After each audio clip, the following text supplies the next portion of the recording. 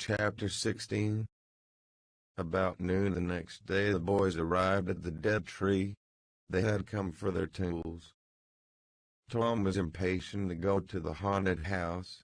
Huck was measurably so, also, but suddenly said, "Look, I have, Tom, do you know what day it is?" Tom mentally ran over the days of the week, and then quickly lifted his eyes with a startled look in them. I never once thought of it, Huck. Well, I didn't either, but all at once it popped onto me that it was Friday. Blame it, the body can't be too careful, Huck. We might have gotten an awful scrape, tackling such a thing on a Friday. Might. Better say we would. There's some lucky days, maybe, but Friday ain't. Any fool knows that. I don't reckon he was the first that found it out, Huck. Well, I never said I was, did I? And Friday ain't all, neither. I had a rotten bad dream last night dreamt about rats. No. Sure sign of trouble. Did they fight? No. Well, that's good, Huck. When they don't fight it's only a sign that there's trouble around, you know. All we got to do is to look mighty sharp and keep out of it. We'll drop this thing for today, and play. Do you know Robin Hood, Huck? No. Who's Robin Hood? Why, he was one of the greatest men that was ever in England and the best. He was a robber. Cracky, I wished I was. Who did he rob?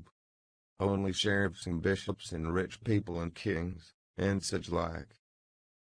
But he never bothered the poor. He loved them. He always divided up with them perfectly square. Well, he must have been a brick. I bet you he was, Huck. Oh, he was the noblest man that ever was. They ain't any such men now, I can tell you. He could lick any man in England, with one hand tied behind him, and he could take his U-bow and plug a 10-cent piece every time, a mile and a half. What's a U-bow? I don't know. It's some kind of a bow, of course. And if he hit the dime only on the edge he would sit down and cry and curse. But we'll play Robin Hood, it's no fun. I'll learn you. I'm agreed. So they played Robin Hood all the afternoon, now and then casting a yearning eye down upon the haunted house and passing a remark about the morrow's prospects and possibilities there. As the sun began to sink into the west they took their way homeward athwart the long shadows of the trees and soon were buried from sight in the forest of Cardiff Hill. On Saturday, shortly after noon, the boys were at the dead tree again. They had a smoke and a chat in the shade, and then dug a little in their last hole, not with great hope, but merely because Tom said there were so many cases where people had given up a treasure after getting down within 6 inches of it, and then somebody else had come along and turned it up with a single thrust of a shovel. The thing failed this time, however, so the boys shouldered their tools and went away feeling that they had not trifled with fortune, but had fulfilled all the requirements that belonged to the business of treasure hunting. When they reached the haunted house there was something so weird and grisly about the dead silence that reigned there under the baking sun, and something so depressing about the loneliness and desolation of the place, that they were afraid, for a moment, to venture in. Then they crept to the door and took a trembling peep. They saw a weed-grown, floorless room, unplastered, an ancient fireplace, vacant windows, a ruinous staircase, and here, there, and everywhere hung ragged and abandoned cobwebs. They presently entered, softly, with quickened pulses, talking in whispers, ears alert to catch the slightest sound, and muscles tense and ready for instant retreat. In a little while familiarity modified their fears and they gave the place a critical and interested examination, rather admiring their own boldness, and wondering at it, too. Next they wanted to look upstairs. This was something like cutting off retreat, but they got to daring each other, and of course there could be but one result. They threw their tools into a corner and made their descent. There were the same signs of decay. In one corner they found a closet that promised mystery, but the promise was a fraud. There was nothing in it. Their courage was up now and well in hand. They were about to go down and begin work when, "Shh," said Tom. "What is it?" whispered Huck, blanching with fright. "Shh. There. Here. Yes. Oh, my. Let's run. Keep still. Don't you budge. They're coming right toward the door." The boys stretched themselves upon the floor with their eyes in nut holes in the planking, and lay waiting, in the misery of fear. "They've stopped. No coming. Here they are. Don't whisper another word, Huck. My goodness, I wish I was out of this." 2 men entered. Each boy said to himself, "There's the old deaf and dumb Spaniard that's been about town once or twice lately. Never saw t'other man before." T'other was a ragged, unkempt creature, with nothing very pleasant in his face. The Spaniard was wrapped in a serape. He had bushy white whiskers. Long white hair flowed from under his sombrero, and he wore green goggles.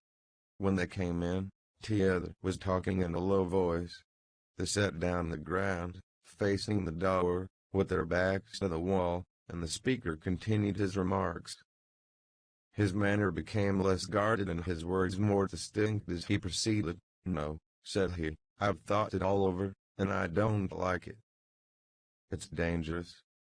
Dangerous," grunted the deaf and dumb Spaniard to the vast surprise of the boys. "Milksop." This voice made the boys gasp and quake. It was Injun Joe's. There was silence for some time. And Joe said, "What's any more dangerous than that job up yonder? But nothing's come of it. That's different. Away up the river so, and not another house about. Ton single quote T ever be known that we tried, anyway, long as we didn't succeed.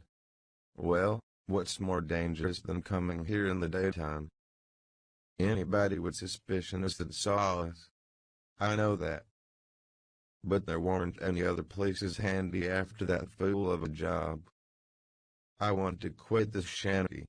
I wanted to yesterday, only it weren't any use trying to stir out of here, with those infernal boys playing over there on the hill right in full view."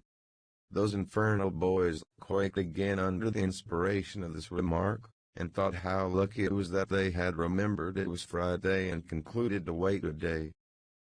They wished in their hearts they had waited a year. The 2 men got out some food and made a luncheon. After long and thoughtful silence, Injun Joe said, "Look here, lad, you go back up the river where you belong. Wait there till you hear from me. I'll take the chances on dropping into this town just once more, for a look. We'll do that dangerous job after I've spied around a little and think things look well for it. Then for Texas. We'll leg it together." This was satisfactory. Both men presently fell to yawning, and Injun Joe said, "I'm dead for sleep. It's your turn to watch." He curled down in the weeds and soon began to snore. His comrade stirred him once or twice and he became quiet. Presently the watcher began to nod. His head drooped lower and lower. Both men began to snore now. The boys drew a long, grateful breath. Tom whispered, "Now's our chance come." Huck said, "I can't, I'd die if there was a wake." Tom urged. Huck held back. At last Tom rose slowly and softly, and started alone. But the first step he made rang such a hideous creak from the crazy floor that he sank down almost dead with fright.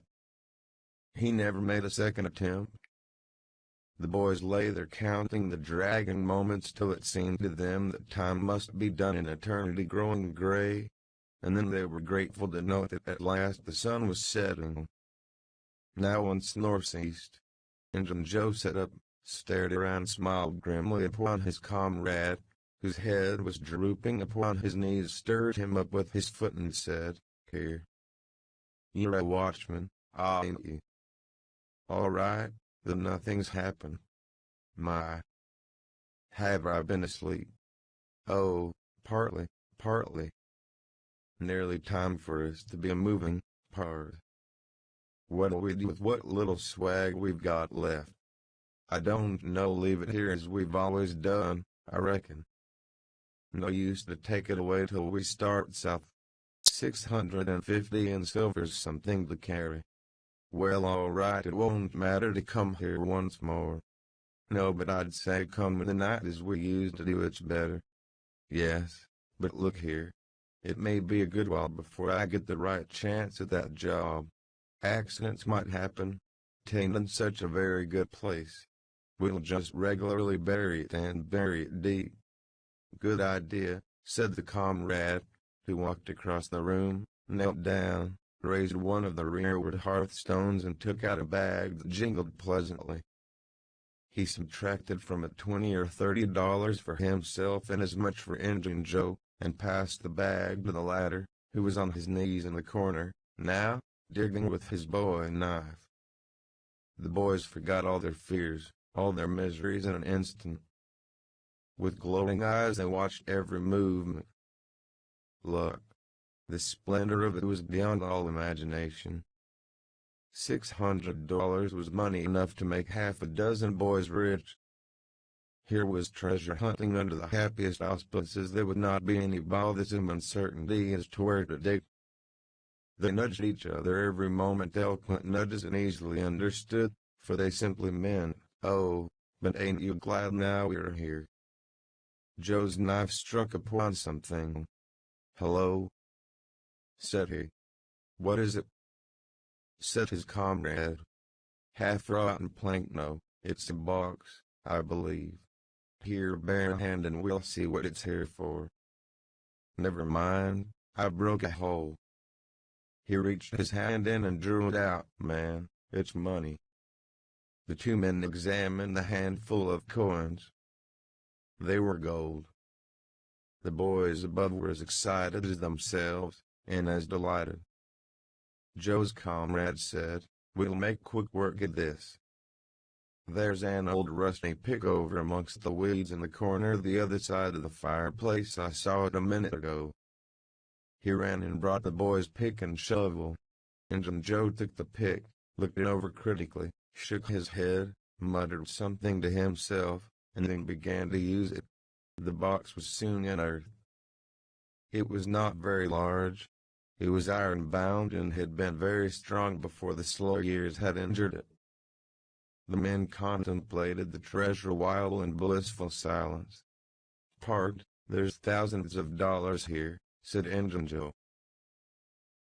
"'Twas always said that Merle's gang used to be around here one summer," the stranger observed. "I know it," said Injun Joe, "and this looks like it, I should say.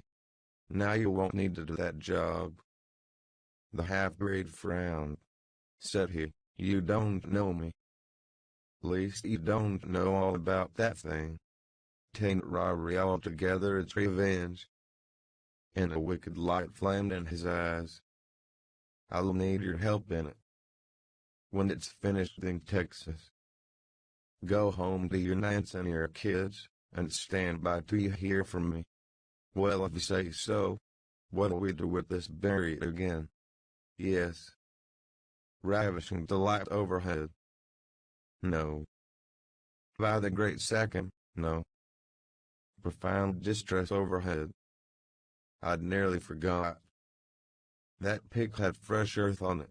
The boys were sick with terror in the moment. What business has a pick and a shovel here? What business with fresh earth on them? Who brought them here and where are they gone? Have you heard anybody? Seen anybody? What? Bury it again and leave them to come and see the ground disturbed? Not exactly, not exactly. We'll take it to my day. Why, of course. Might have thought of that before. You mean number one? No, number two under the cross. The other place is bad, too common. All right. It's nearly dark enough to start. Injun Joe got up and went about from window to window, cautiously peeping out. Presently he said, "Who could have brought those tools here? Do you reckon they can be upstairs?" The boy's breath forsook them.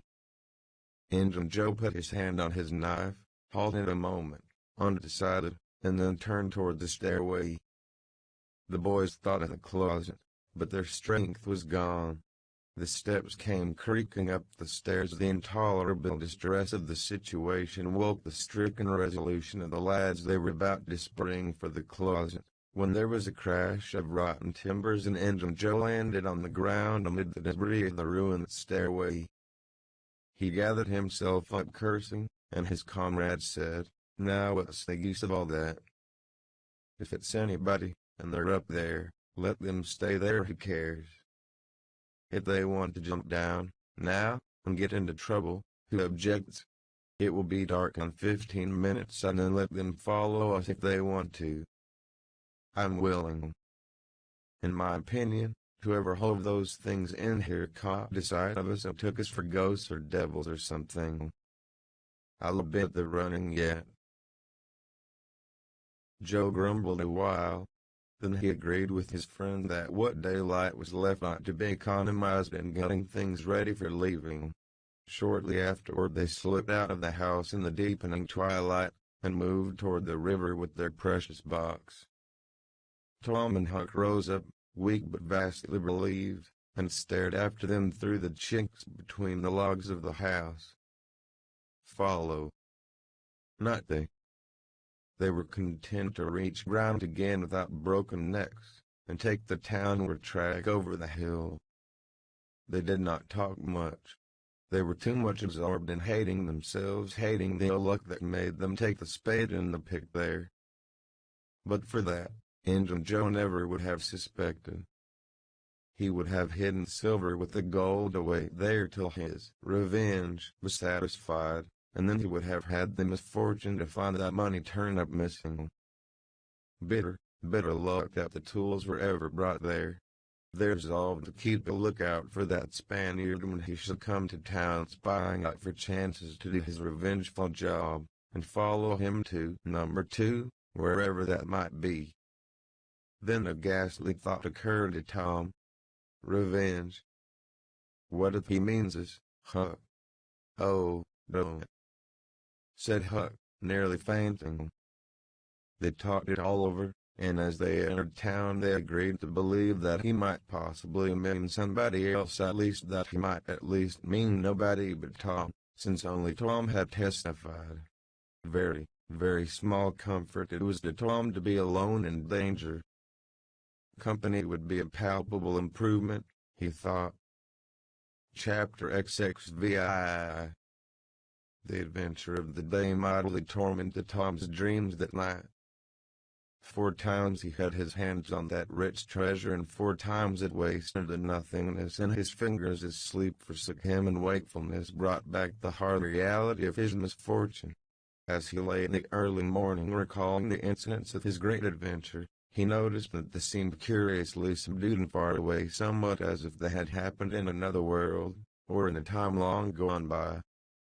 Then it occurred to him that the great adventure itself must be a dream. There was one very strong argument in favor of this idea, namely, that the quantity of coin he had seen was too vast to be real. He had never seen as much as $50 in one mass before, and he was like all boys of his age and state life, and that he imagined that all references to hundreds and thousands were mere fanciful forms of speech, and that no such sums really existed in the world. He never had supposed for a moment that so large a sum as $100 was to be found in actual money in anyone's possession. If his notions of hidden treasure had been analyzed, they would have been found to consist of a handful of real dimes and a bushel of splendid, ungraspable dollars. But the incidents of his adventure grew sensibly sharper and clearer under the attrition of thinking them over, and so he presently found himself leaning to the impression that the thing might not have been a dream, after all. This uncertainty must be swept away. He would snatch a hurried breakfast and go and find Huck. Huck was sitting on the gunwale of a flatboat, listlessly dangling his feet in the water and looking very melancholy. Tom concluded to let Huck lead up to the subject. If he did not do it, then the adventure would be proved to have been only a dream. "Hello, Huck. Hello, yourself." Silence, for a minute. "Tom, if we'd left the blame tools at the dead tree, we'd got the money." "Oh, ain't it awful? 'Tain't a dream, then, 'tain't a dream. Somehow I most wish it was. Dogged if I don't, Huck. What ain't a dream?" "Oh, that thing yesterday. I've been half thinking it was." "Dream. If them stairs hadn't broke down you'd seen how much dream it was. I've had dreams enough all night with that patch-eyed Spanish devil going for me all through and rot him. No, not rot him. Find him. Track the money. Tom, we'll never find him. A feller don't have only one chance for such a pile and that one's lost. I'd feel mighty shaky if I was to see him, anyway. Well, so'd I. But I'd like to see him, anyway, and track him out to his number 2. Number 2, yes, that's it. I've been thinking about that. But I can't make nothing out of it. What do you reckon it is?" "I don't know. It's too deep. Say, Huck, maybe it's the number of the house." "Goody." "No, Tom, that ain't it. If it is, it ain't in this one-horse town. They ain't no numbers here." "Well, that's so. Let me think a minute. Here it's the number of a room in a tavern, you know." "Oh, that's the trick. They ain't only 2 taverns. We can find that quick. You stay here, Huck, till I come." Tom was off at once. He did not care to have Huck's company in public places. He was gone half an hour. He found that in the best tavern, No. 2 had long been occupied by a young lawyer, and was still so occupied. In the less ostentatious house, No. 2 was a mystery. The tavern keeper's young son said it was kept locked all the time, and he never saw anybody go in it or come out of it except at night. He did not know any particular reason for this state of things. Had some little curiosity, but it was rather feeble. Had made the most of the mystery by entertaining himself with the idea that that room was haunted. Had noticed that there was a light in there the night before. "That's what I've found out, Huck. I reckon that's the very 2 we're after." "I reckon it is, Tom. Now what you going to do?" "Let me think." Tom thought a long time. Then he said, "I'll tell you. The back door of the 2 is the door that comes out into that little close alley between the tavern and the old rattle-trap of a brick store. Now you get hold of all the door keys you can find, and I'll nip all of Auntie's, and the first dark night we'll go there and try 'em. And mind you, keep a lookout for Injun Joe, because he said he was going to drop into town and spy around once more for a chance to get his revenge. If you see him, you just follow him, and if you don't go to the 2, that ain't the place. Lordy, I don't want to follow him by myself. Why, it'll be night, sure. He mightn't ever see you, and if he did, maybe he'd never think anything. Well, if it's pretty dark I reckon I'll track him. I don't know why I don't know. I'll try. You bet I'll follow him, if it's dark, Huck.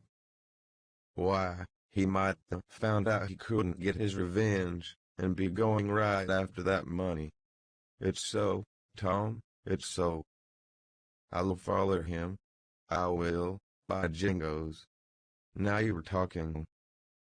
Don't you ever weaken, Huck, and I won't. Chapter XXVII. That night Tom and Huck were ready for their adventure.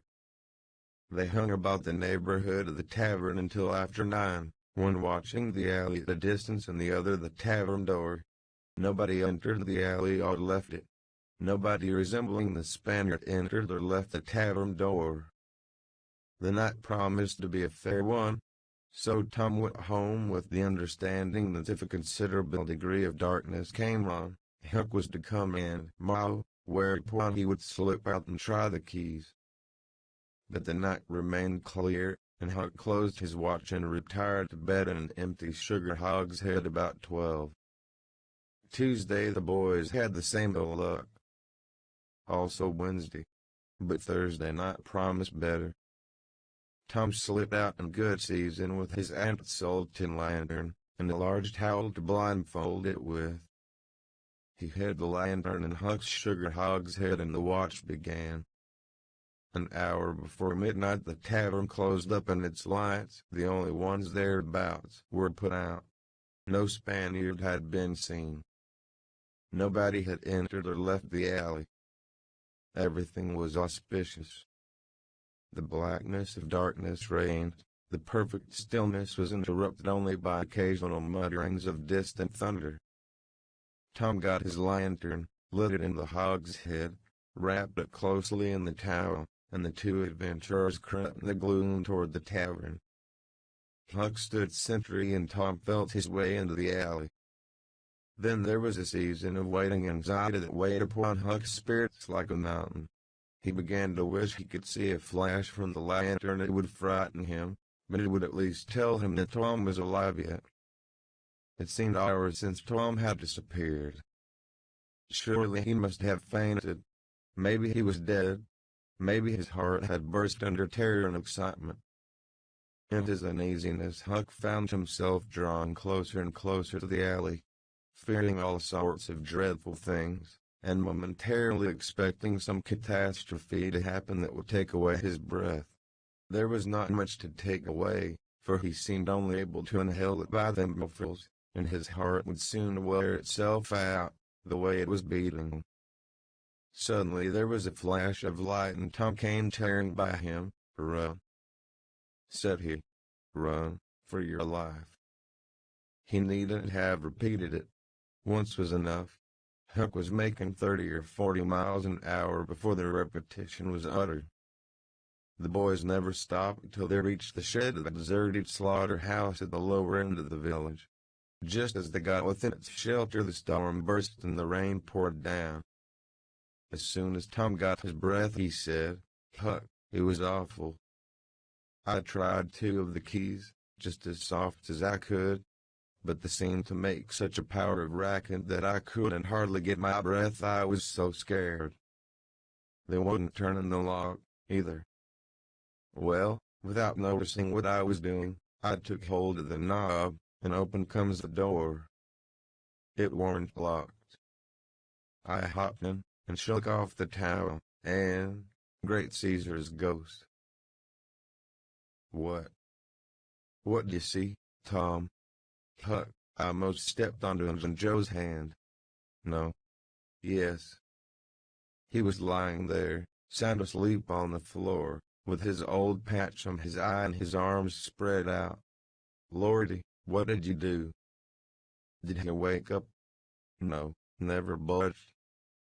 "Drunk, I reckon." I just grabbed the towel and started. I'd never thought of the towel, I bet. Well, I would. My aunt would make me mighty sick if I lost it. Say, Tom, did you see that box?" "Huck, I didn't wait to look around. I didn't see the box, I didn't see the cross. I didn't see anything but a bottle and a tin cup on the floor by Injun Joe. Yes, I saw 2 barrels and lots more bottles in the room." Don't you see, now, what's the matter with the haunted room? How? Why, it's haunted with whiskey. Maybe all the temperance taverns have got a haunted room, hey, Huck. Well, I reckon maybe that's so. Who'd have thought such a thing? But say, Tom, now's a mighty good time to get that box, if Injun Joe's drunk. It is, that. You try it? Huck shuddered. Well, no, I reckon not. And I reckon not, Huck. Only one bottle alongside of Injun Joe ain't enough. If there'd been 3, he'd be drunk enough and I'd do it. There was a long pause for reflection, and then Tom said, look here, Huck, let's not try the thing anymore till we know Injun Joe's not in there. It's too scary. Now, if we watch every night, we'll be dead sure to see him go out, sometime or other, and then we'll snatch the box quicker than lightning. Well, I'm agreed. I'll watch the whole night long, and I'll do it every night, too, if it'll do the other part of the job. All right, I will. All you got to do is to trot up Hooper Street a block and meow, and if I'm asleep, you throw some gravel at the window and it'll fetch me. Agreed, and good as wheat. Now, Huck, the storm's over, and I'll go home. It'll begin to be daylight in a couple of hours. You go back and watch that long, will you? I said I would, Tom, and I will. I'll single quote him to the tavern every night for a year. I'll sleep all day and I'll stand watch all night. That's all right. Now, where you going to sleep? In Ben Rogers' hayloft. He lets me, and so does his pap snigger man, Uncle Jake. I tote water for Uncle Jake whenever he wants me to, and any time I ask him he gives me a little something to eat if he can spare it. That's a mighty good nigger, Tom. He likes me, because I don't ever act as if I was above him. Sometime I've sat right down and eat with him. But you needn't tell that. About he's got to do things when he's awful hungry he wouldn't want to do as a steady thing. Well, if I don't want you in the daytime, I'll let you sleep. I won't come bothering around. Any time you see something's up in the night, just skip right around and meow.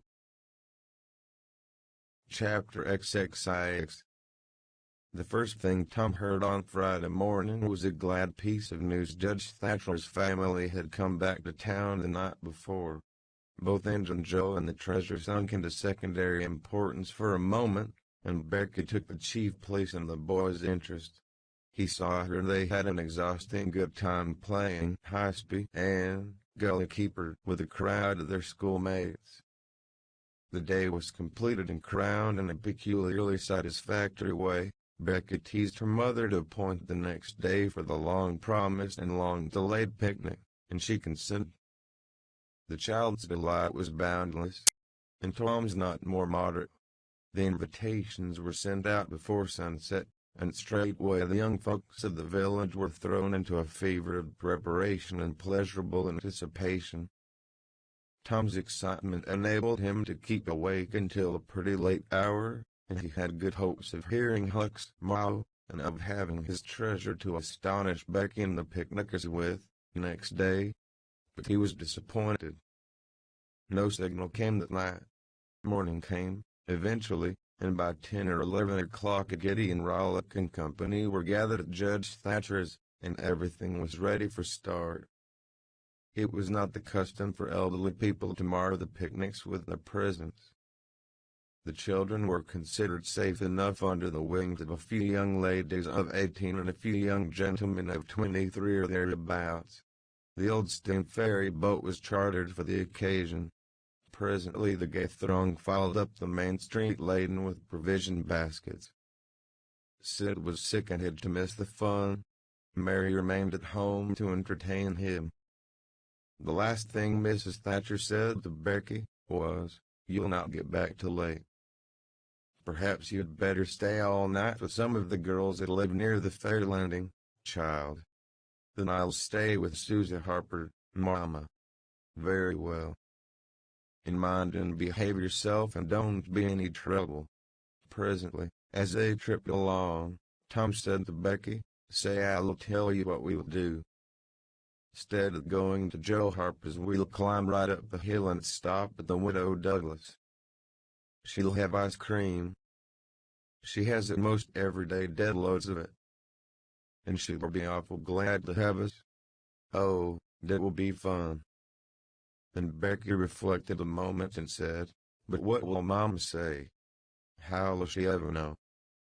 The girl turned the idea over in her mind, and said reluctantly, "I reckon it's wrong, but shucks. Your mother won't know, and so what's the harm? All she wants is that you'll be safe. And I bet you she'd said go there if she'd thought of it. I know she would."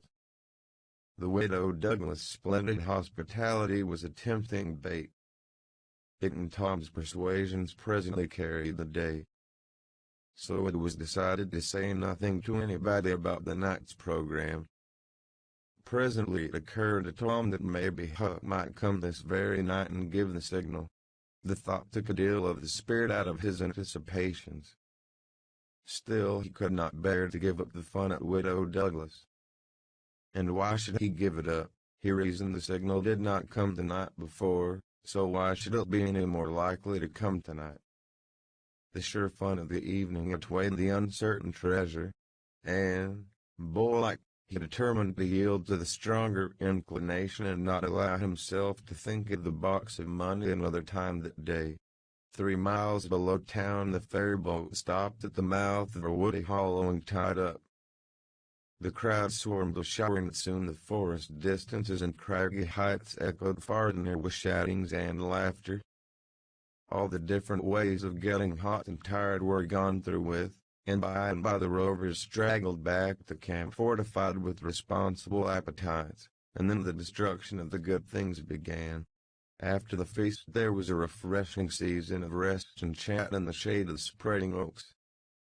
By and by somebody shouted, "Who's ready for the cave?" Everybody was. Bundles of candles were procured, and straightway there was a gentle scamper up the hill. The mouth of the cave was up the hillside, an opening shaped like a letter A. Its massive oaken door stood unbarred. Within was a small chamber, chilly as an ice house, and walled by nature with solid limestone that was dewy with a cold sweat.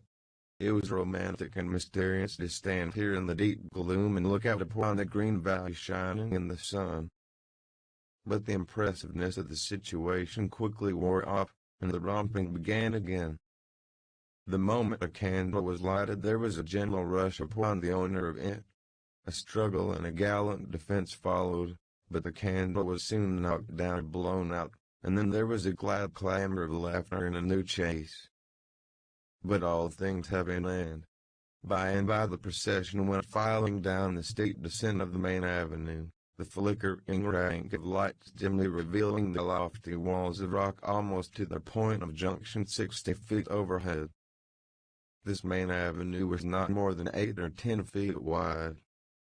Every few steps other lofty and still narrower crevices branched from it on either hand, for McDougal's cave was but a vast labyrinth of crooked aisles that ran into each other and out again and led nowhere. It was said that one might wander days and nights together through its intricate tangle of rifts and chasms, and never find the end of the cave, and that he might go down, and still down, into the earth, and it was just the same labyrinth under labyrinth, and no end to any of them. No man knew the cave. That was an impossible thing. Most of the young men knew a portion of it, and it was not customary to venture much beyond this known portion. Tom Sawyer knew as much of the cave as anyone. The procession moved along the main avenue some 3/4 of a mile, and then groups and couples began to slip aside into branch avenues, fly along the dismal corridors, and take each other by surprise at points where the corridors joined again. parties were able to elude each other for the space of half an hour without going beyond the known ground.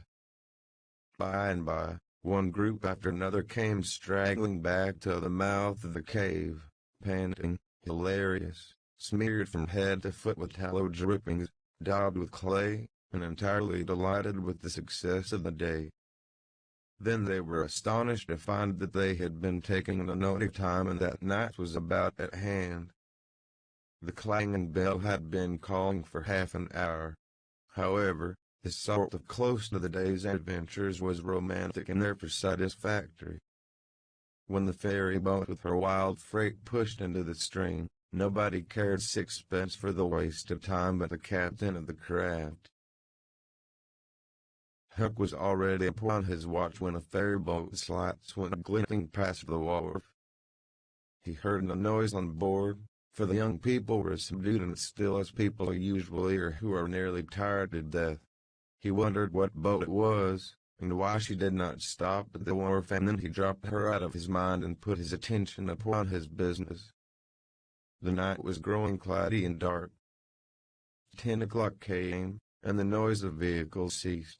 Scattered lights began to wink out, all straggling foot passengers disappeared, the village betook itself to its slumbers and left the small watch alone with the silence and the ghost. 11 o'clock came, and the tavern lights were put out. Darkness everywhere, now. Huck waited what seemed a weary long time, but nothing happened. His faith was weakening. Was there any use?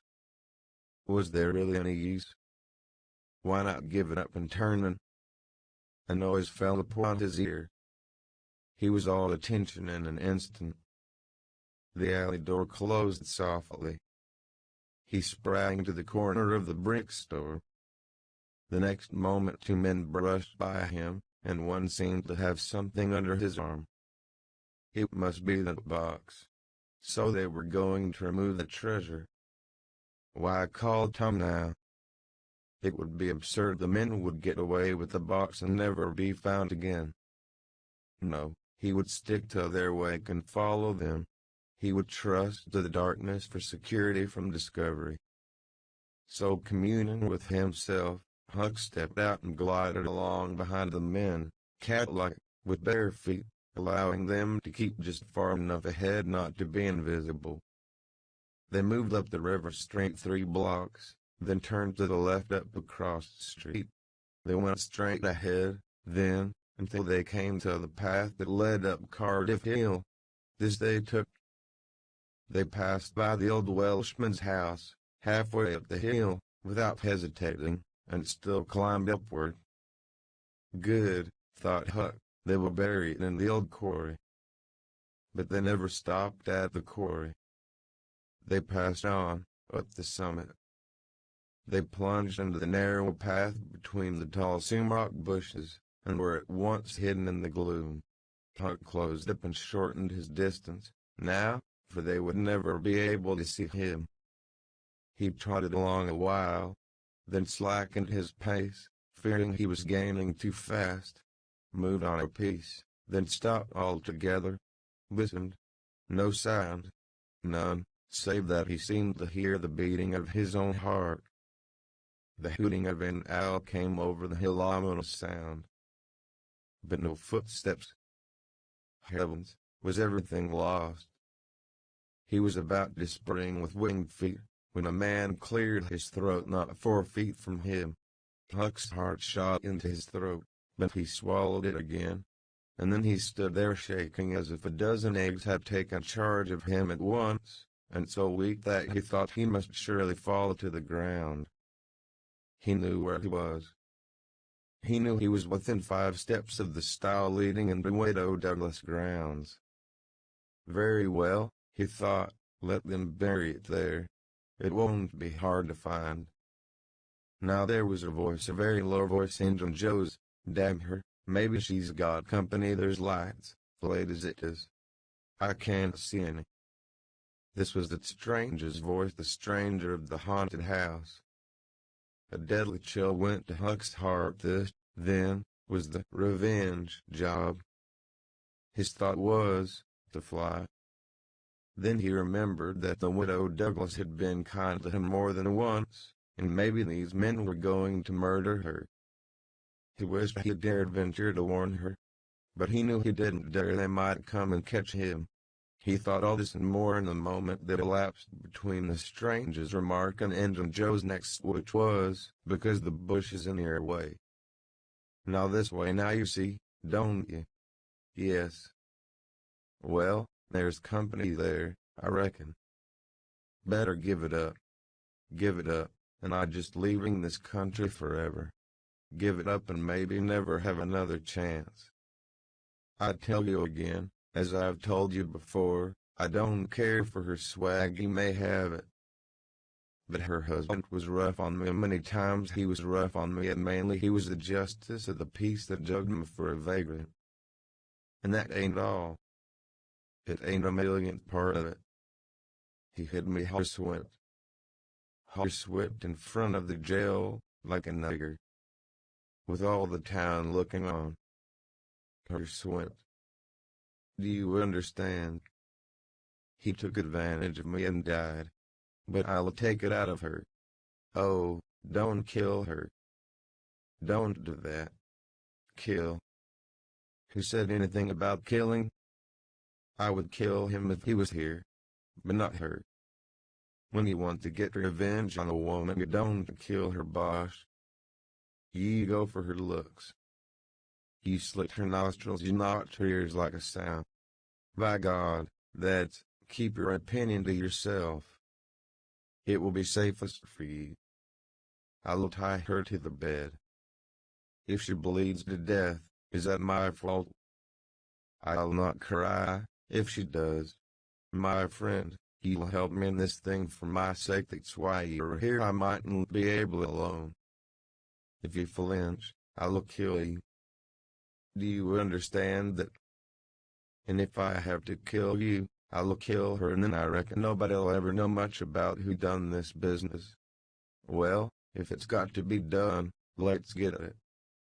The quicker the better. I'm all in a shiver. Do it now.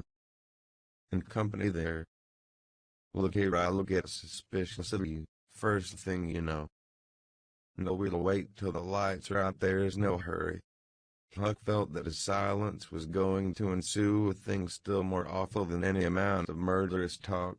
So he held his breath and stepped gingerly back, planted his foot carefully and firmly, after balancing, one-legged, in a precarious way and almost toppling over, first on one side and then on the other. He took another step back, with the same elaboration and the same risks. Then another and another, and a twig snapped under his foot. His breath stopped and he listened. There was no sound. The stillness was perfect. His gratitude was measureless. Now he turned in his tracks, between the walls of sumac bushes, turned himself as carefully as if he were a ship, and then stepped quickly but cautiously along. When he emerged at the quarry he felt secure, and so he picked up his nimble heels and flew. Down, down he sped, till he reached the Welshman's. He banged at the door, and presently the heads of the old man and his two stalwart sons were thrust from windows. What's the row there? Who's banging? What do you want? Let me in quick. I'll tell everything. Why, who are you? Huckleberry Finn, quick, let me in. Huckleberry Finn, indeed. It ain't a name to open many doors, I judge. But let him in, lads, and let's see what's the trouble. Please don't ever tell I told you, were Huck's first words when he got in. Please don't, I'd be killed, sure, but the widow's been good friends to me sometimes, and I want to tell. I will tell if you'll promise you won't ever say it was me. By George, he has got something to tell, or he wouldn't act so, exclaimed the old man. After that nobody here'll ever tell, la. 3 minutes later the old man and his sons, well armed, were up the hill, and just entering the sumac path on tiptoe, their weapons in their hands. Huck accompanied them no further. He hid behind a great boulder and fell to listening. There was a lagging, anxious silence, and then all of a sudden there was an explosion of firearms and a cry. Huck waited for no particulars. He sprang away and sped down the hill as fast as his legs could carry him. Chapter XXX. As the earliest suspicion of dawn appeared on Sunday morning, Huck came groping up the hill and rapped gently at the old Welshman's door. The inmates were asleep, but it was a sleep that was set on a hair trigger, on account of the exciting episode of the night. A call came from the window. "Who's there?" Huck's scared voice answered in a low tone, "Please let me in." "It's only Huck Finn. It's the name that can open this door night or day, la. And welcome." These were strange words to the vagabond boy's ears, and the pleasantest he had ever heard. He could not recollect that the closing word had ever been applied in his case before. The door was quickly unlocked, and he entered. Huck was given a seat, and the old man and his brace of tall sons speedily dressed themselves. "Now, my boy, I hope you're good and hungry, because breakfast will be ready as soon as the sun's up, and we'll have a piping hot one, to make yourself easy about that. I and the boys hoped you'd turn up and stop here last night." "I was awful scared," said Huck, "and I run. I took out when the pistols went off, and I didn't stop for 3 miles. I've come now because I wanted to know about it, you know. And I come before daylight because I didn't want to run across them devils, even if there was death." "Well, poor chap, you do look as if you'd had a hard night of it, but there was a bed here for you when you've had your breakfast." "No, they ain't dead, lad, we're sorry enough for that. You see, we knew right where to put our hands on them, by your description. So we crept along on tiptoe till we got within 15 feet of them dark as a cellar that Sumrock path was, and just then I found I was going to sneeze. It was the meanest kind of luck. I tried to keep it back, but no use, 'twas bound to come, and it did come. I was in the lead with my pistol raised, and when the sneeze started and those scoundrels wrestling to get out of the path, I sung out, 'Fire, boys!' and blazed away at the place where the wrestling was. So did the boys. But they were off in a jiffy, those villains, and we after them, down through the woods. I judge we never touched them. The fire was shot to pieces as they started, but their bullets whizzed by and didn't do us any harm. As soon as we lost the sound of their feet we quit chasing, and went down and stirred up the constables. They got a posse together, and went off to guard the river bank, and as soon as it is light the sheriff and the gang are going to beat up the woods. My boys will be with them presently. I wish we had some sort of description of those rascals, 'twould help a good deal. But you couldn't see what they were like, in the dark, lad, I suppose?" "Oh yes. I saw them downtown and followed them." "Splendid.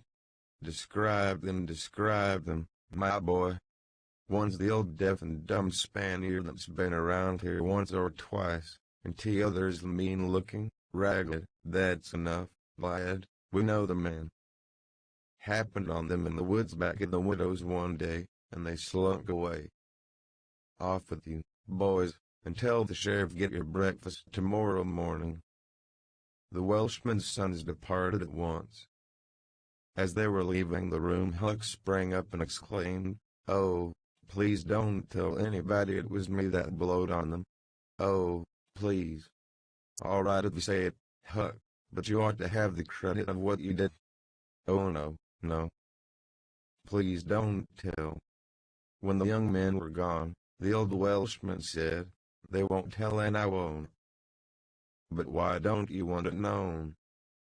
Huck would not explain, further than to say that he already knew too much about one of those men and would not have the man know that he knew anything against him for the whole world. He would be killed for knowing it, sure. The old man promised secrecy once more, and said, "How did you come to follow these fellows, la?" Were they looking suspicious? Huck was silent while he framed a duly cautious reply. Then he said, "Well, you see, I'm kind of a hard lot, at least everybody says so, and I don't see nothing against it, and sometimes I can't sleep much, on account of thinking about it and sort of trying to strike out a new way of doing. That was the way of it last night. I couldn't sleep, and so I come along up street about midnight, turning it all over, and when I got to that old shackly brick store by the Temperance Tavern, I backed up against the wall to have another thing. Well, just then along comes these two chaps slipping along close by me, with something under their arm, and I reckoned they'd stole it. One was smoking, and t'other one wanted the light. So they stopped right before me and the cigars lit up their faces, and I see that the big one was the deaf and dumb Spaniard, by his white whiskers and the patch on his eye, and t'other one was a rusty, ragged-looking devil. Could you see the rags by the light of the cigars?"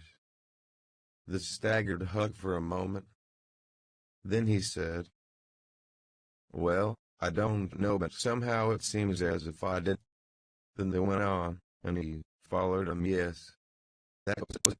I wanted to see what was up this sneak along, so I dogged him to the widow's stile, and stood in the dark and heard the ragged one beg for the water, and the Spaniard swear he'd spill her looks just as I told you a year or two. What? The deaf and dumb man said all that. Huck had made another terrible mistake. He was trying his best to keep the old man from getting the faintest hint of who the Spaniard might be, and yet his tongue seemed determined to get him into trouble in spite of all he could do. He made several efforts to creep out of his scrape, but the old man's eye was upon him, and he made blunder after blunder. Presently the Welshman said, "My boy, don't be afraid of me. I wouldn't hurt a hair of your head for all the world. No, I'd protect you, I'd protect you. The Spaniard is not deaf and dumb. You've let it slip without intending it. You can't cover it up now.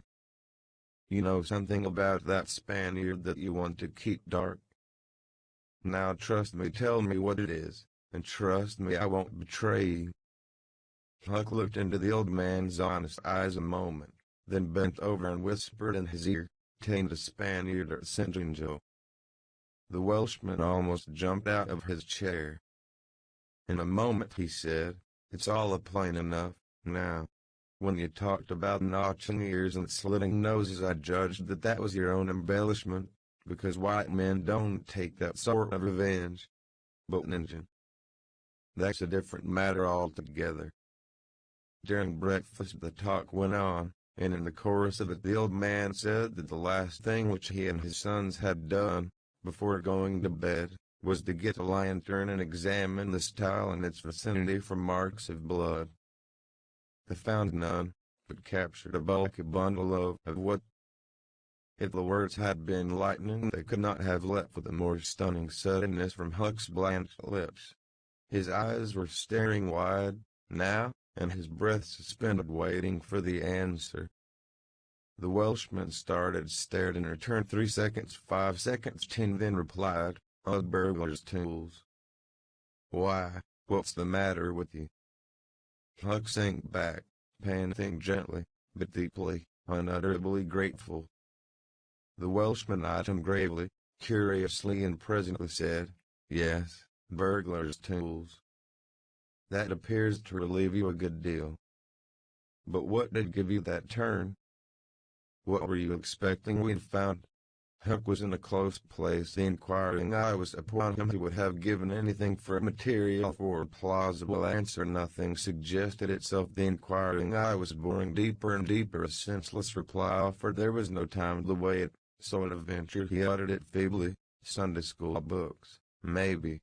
Poor Huck was too distressed to smile, but the old man laughed loud and joyously, shook up the details of his anatomy from head to foot, and ended by saying that such a laugh was money in a man's pocket, because it cut down the doctor's bill like everything. Then he added, "Poor old chap, You're white and jaded, you ain't well a bit, no wonder you're a little flighty and off your balance. But you will come out of it. Rest and sleep will fetch you out all right, I hope.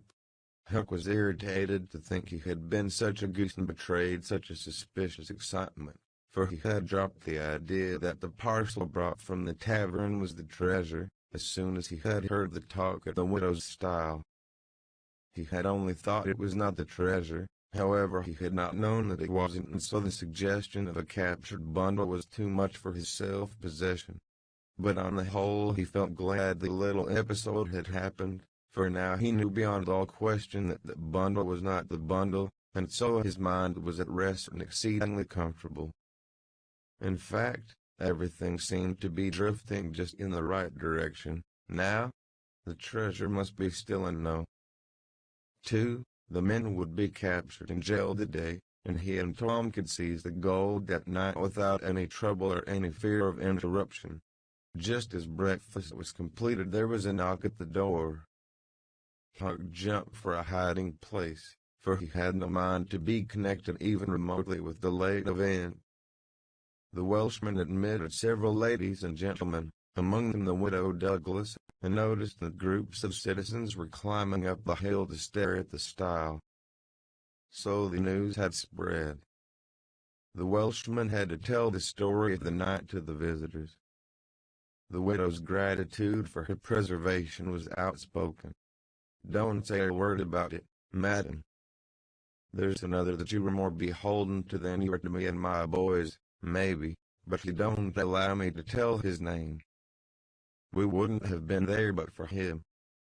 Of course this excited a curiosity so vast that it almost belittled the main matter, but the Welshman allowed it to eat into the vitals of his visitors, and through them be transmitted to the whole town, for he refused to part with his secret. When all else had been learned, the widow said, "I went to sleep reading in bed and slept straight through all that noise. Why didn't you come and wake me? We judged it weren't worthwhile. Those fellows weren't likely to come again, they hadn't any tools left to work with, and what was the use of waking you up and scaring you to death? My 3 Negro men stood guard at your house all the rest of the night. They've just come back." More visitors came, and the story had to be told and retold for a couple of hours more. There was no Sabbath school during day school vacation, but everybody was early at church. The stirring event was well canvassed. News came that not a sign of the 2 villains had been yet discovered. When the sermon was finished, Judge Thatcher's wife dropped alongside of Mrs. Harper as she moved down the aisle with the crowd and said, "Is my Becky going to sleep all day? I just expected she would be tired to death." "You Becky?" "Yes," with a startled look. "Didn't she stay with you last night?" "Why, no." Mrs. Thatcher turned pale, and sank into a pew, just as Aunt Polly, talking briskly with a friend, passed by. Aunt Polly said, "Good morning, Mrs. Thatcher." "Good morning, Mrs. Harper. I've got a boy that's turned up missing. I reckon my Tom stayed at your house last night, one of you. And now he's afraid to come to church. I've got to settle with him." Mrs. Thatcher shook her head feebly and turned paler than ever. "He didn't stay with us," said Mrs. Harper, beginning to look uneasy. A marked anxiety came into Aunt Polly's face. "Joe Harper, have you seen my Tom this morning?" "No. When did you see him last?" Joe tried to remember, but was not sure he could say. The people had stopped moving out of church. Whispers passed along, and a boding uneasiness took possession of every countenance. Children were anxiously questioned, and young teachers. They all said they had not noticed whether Tom and Becky were on board the ferryboat on the homeward trip. It was dark. No one thought of inquiring if anyone was missing. One young man finally blurted out his fear that they were still in the cave. Mrs. Thatcher swooned away. Aunt Polly fell to crying and wringing her hands. The alarm swept from lip to lip, from group to group, from street to street, and within 5 minutes the bells were wildly clanging and the whole town was up. The Cardiff Hill episode sank into instant insignificance, the burglars were forgotten, horses were saddled, skiffs were manned, the ferry boat ordered out, and before the Sawyer was half an hour old, 200 men were pouring down high road and river toward the cave. All the long afternoon the village seemed empty and dead. Many women visited Aunt Polly and Mrs. Thatcher and tried to comfort them. They cried with them, too, and that was still better than words. All the tedious night the town waited for news. But when the morning dawned at last, all the word that came was, "Send more candles and send food." Mrs. Thatcher was almost crazed, and Aunt Polly also. Judge Thatcher sent messages of hope and encouragement from the cave, but they conveyed no real cheer. The old Welshman came home toward daylight, spattered with candle grease, smeared with clay, and almost worn out. He found Huck still in the bed that had been provided for him, and delirious with fever. The physicians were all at the cave, so the widow Douglas came and took charge of the patient. She said she would do her best by him, because, whether he was good, bad, or indifferent, he was the Lord's, and nothing that was the Lord's was a thing to be neglected. The Welshman said Huck had good spots in him, and the widow said, "You can depend on it. That's the Lord's mark. He don't leave it off. He never does. Puts it somewhere on every creature that comes from his hands." Early in the forenoon parties of jaded men began to straggle into the village, but the strongest of the citizens continued searching.